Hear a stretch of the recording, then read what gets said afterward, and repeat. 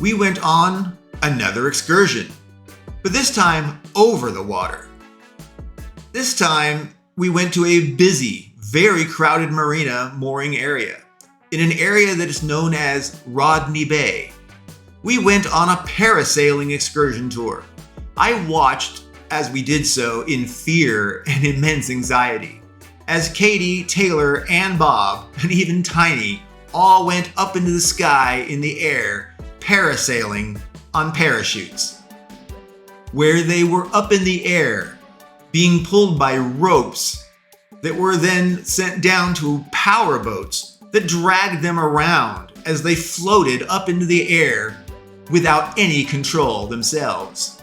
Of course, having fun. Again, being helpless. To me, being dragged around with zero control felt unnecessarily extremely dangerous.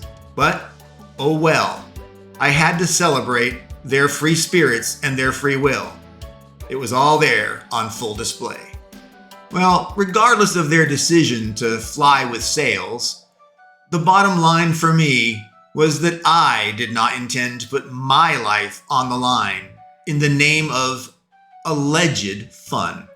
So instead, I returned to and stayed on the beach, where I watched everyone else put their lives in the hands of total, potentially untrained strangers. So again, to be clear, I cannot stress enough. It seemed to me utterly crazy to put your life, your existence, in the hands of complete and total strangers, and somehow suspending all sanity and sense of risk just because you're on vacation. It makes it all okay. Clearly the team did not share my perspective as they embraced their razor's edge thrill rides up in the sky. Their experiences, in my opinion, were wild and insane. Tiny was flying free as he parasailed in the sky. He seemed to genuinely be free of his woes as he floated and he flew free in the sky like an angel in heaven. The parasailing experience seemed perfect and so good for Tiny. And Taylor, as she parasailed way up there in the sky, she laughed and parasailed high and mighty. She loved flying free, high, so scarily high up in the air. But she was alive with adventure and thrill and adrenaline. Accepting, if not diving headfirst into the danger that was feared by everyone else, made Taylor feel alive. And there was Bob, who ended his parasailing activity a little early. Although Bob overall had a good time, it was apparent that his anxiety seemed to have very much exceeded his exhilaration.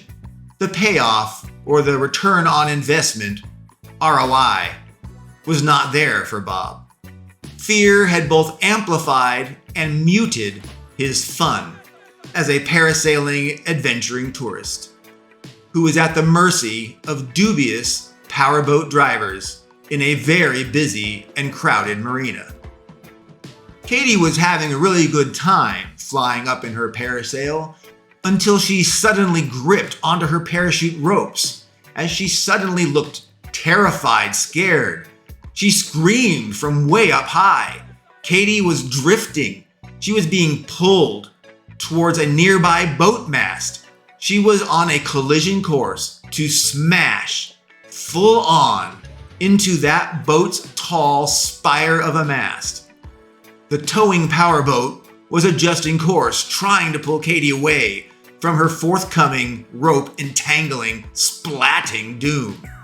But despite their efforts, it looked like Katie was going to crash into that mast.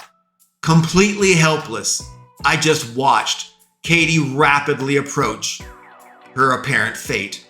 Somehow, by miracle, the pulling powerboat did manage to turn, and it forcibly yanked Katie away from the threatening, impending boat mast splat.